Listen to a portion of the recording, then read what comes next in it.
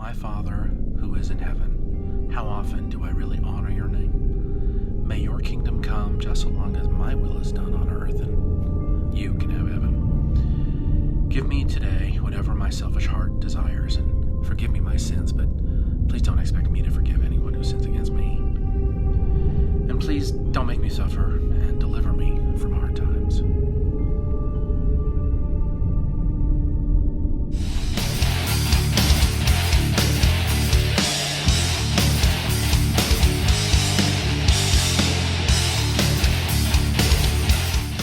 Hi, I'm Chris Dorman. And I'm Don Waite. Welcome back to So What. In our last podcast, we talked about the importance of making prayer a first thing and not a last thing. That maybe it's our first line of attack instead of our desperate plea when we've run out of ideas and what to do. When we finished our podcast, though, we knew that there was more we needed to say about prayer, and we've been wrestling with how to do that and be encouraging and, Lord willing, be convicting as well. So know our hearts. We want to encourage you, but we want to challenge you on some things as well, okay? And the first thing we want to talk about is that introduction. Boy, my heart was so convicted by that. So we talk about conviction. I don't want everybody out there to just have conviction. I mean, I'm bleeding conviction. I'm bleeding out over this, because I see so much of myself in those lines and how you redid the prayer and made it so like it's all about me.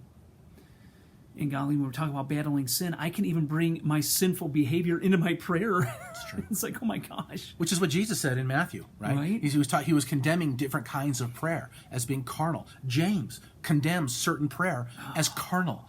Beloved, we can be carnal in our prayer. And it's a question you have to ask yourself. Are you being carnal in your prayer? Are you praying for selfish things?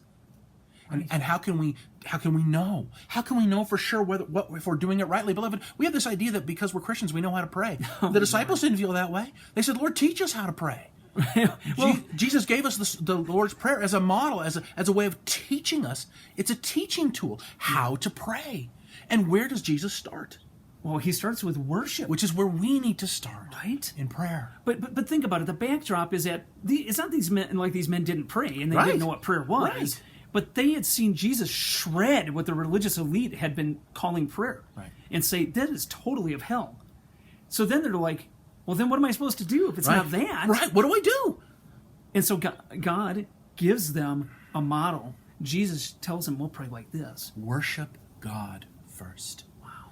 Extol the name of the Lord. May his name be hallowed. May it be revered and exalted. In your life, in my heart, God, may your name be exalted.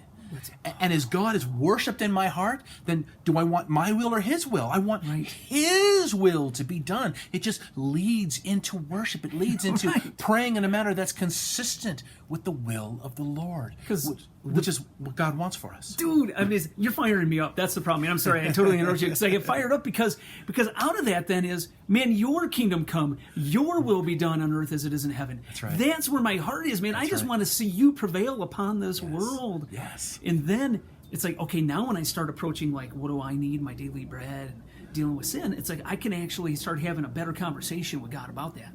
When he prays for my daily bread, he's acknowledging that God is the giver of all of his essentials. Right. That's what he's saying. It's an acknowledgement of God. It's also an act of worship. Lord, thank you for providing for my daily necessities. Thank you for leading me in the right way. Thank you for forgiving me and help me to forgive others. All of that honors God. It's prayer. So much of our spiritual lives, beloved, it's so man-centered. And our prayers are man-centered. Yeah. And it should all be about God. It should all be about God from first to last. Right? That's the example of the Lord's Prayer. And beloved, if you really want to do battle with your flesh, then seek to exalt God in your prayer. And beloved, you're going to have to devote more time to prayer. We are to pray without ceasing, and so there should be a constant conversation in your head and your hearts with the Lord all the time.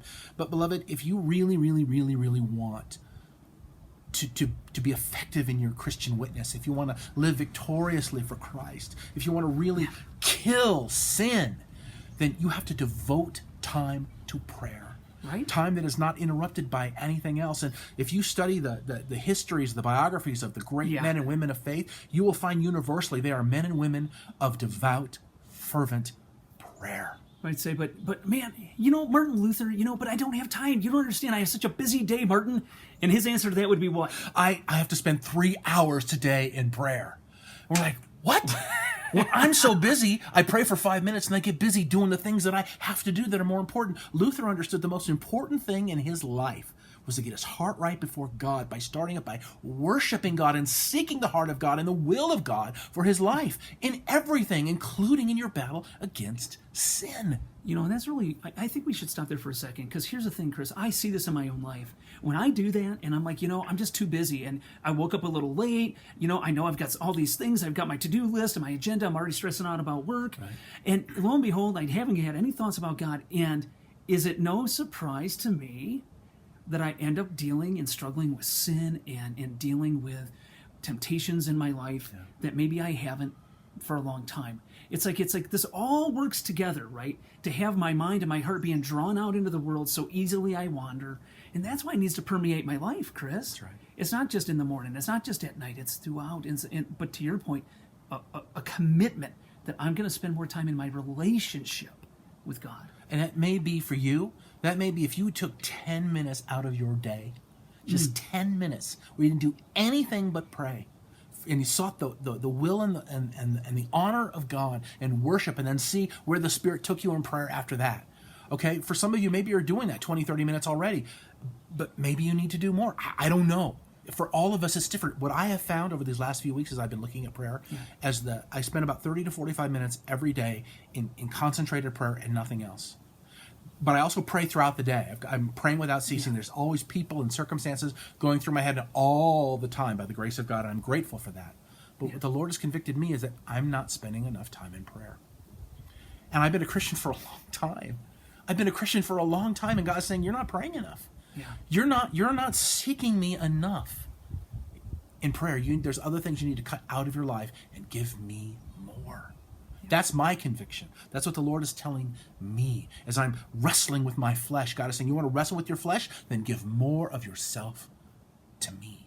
Yeah. And beloved, he may be saying the exact same thing to you. For my metalhead friends, listen, it's amazing how we can commit 9-10 minutes to an Iron Maiden song. Iron Maiden? Excellent! And yet I can't commit 10 minutes of my life to prayer? Are you kidding me? I mean, really, when you think about it, it's funny how time stands still when I start praying, and it seems like an eternity is happening, and then I can look at my watch, it's been 3 minutes. It's like, that's really? True. And so the point is, it's like, man, am I going to commit myself to prayer? Yeah. Thank you for tuning in, my friends, and I'll talk to you next week. We'll see you soon.